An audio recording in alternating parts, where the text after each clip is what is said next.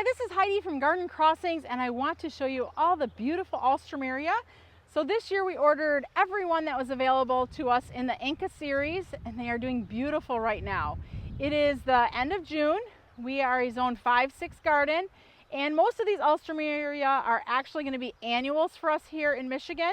But because they bloom all summer long, I think it's totally worth planting them as an annual because they make an excellent cut flower and are just gorgeous in the garden.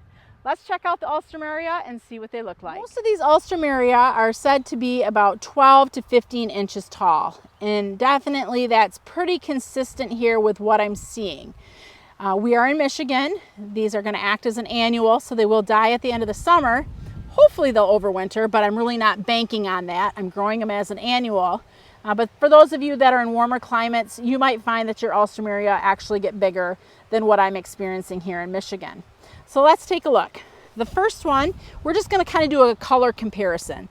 The first one here is the Inca Gold Rush, beautiful golden yellow blooms. This one is filling out really nicely, has nice flower coverage, really doing well in the garden. Behind it is Inca Coral. This one I can see that there's a lot of stems, so the flowers, it was probably more prolific a little bit earlier, but it's going to continue to put on more flowers and continue to flower all summer. It's a beautiful kind of a soft corally pink color. Next we have Inca Ocean, which is a light lavender blue color, a little bit smaller habit it seems. Beautiful flowers. I'm seeing a lot more clusters coming. So this plant here, even though it's not as full as some of the others, there's a lot of flowers and a lot of flowers coming. The next one we have here is the Inca Noble, which is a deep, kind of a reddish purple color. This plant here is pretty nice size. It's got the nice deep flower color of that purple. A lot of flowers going on right now. I can see where there's a lot of flowers that have fallen off, and I am also seeing some new buds coming. So that is another really nice full habited plant. Next we have Inca Husky.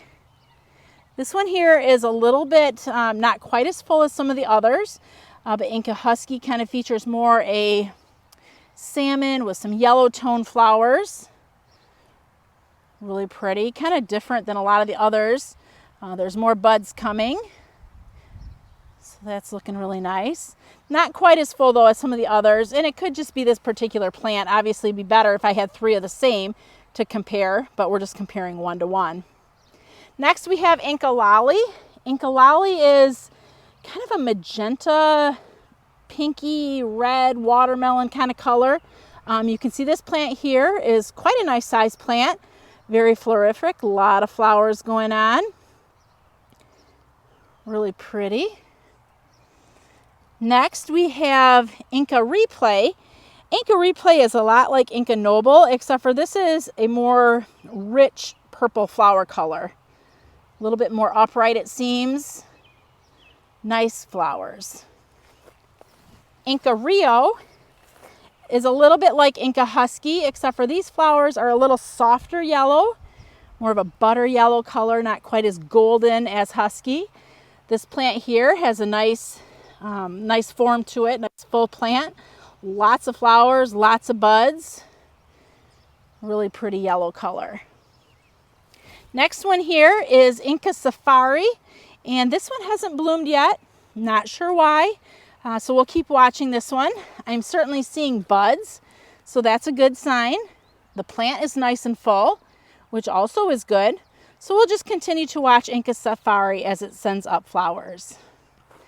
Next we have Inca, this is a big one, I gotta go in there and look. Inca Bandit. Inca Bandit, we can see here's a nice full flowering plant. This is by far the most red in the series. A little bit of fading there, but a lot of flowers and a lot of flower buds. Really a nice rich deep red color. Last but not least we have Inca, the tag's not here, so we'll put it on the screen. This one features beautiful white petals with coral insides. This plant isn't quite as full as some of the others, but the flowers that are here are really nice, and I can see that some of the flowers have faded, but there's also new buds coming. So one of the more crisp, clean maybe colors, but really, again, a nice plant. So the thing I wanted to do here with these Alstroemerias this year is compare them. What's the difference between them?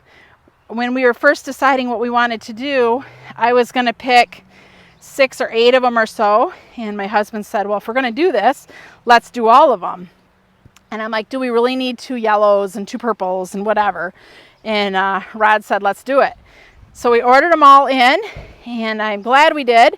And I think that just having this comparison side by side with all these plants, we can see that even though there's some slight similarities, there's some drastic differences as well.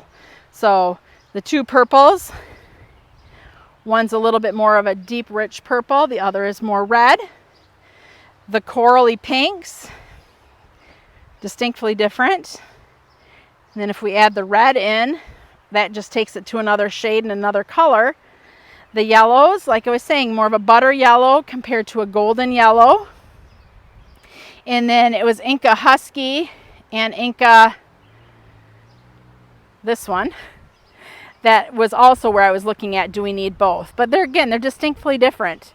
So if you've tried any of the Inca Alstroemerias, I'd love to have your feedback as far as what was your favorite that you've grown in your garden or in your containers. Or just looking at this video, is there a color here that really pops out to you that just by seeing the video stands out as a favorite? This is Heidi from Garden Crossings with the Inca Alstroemerias.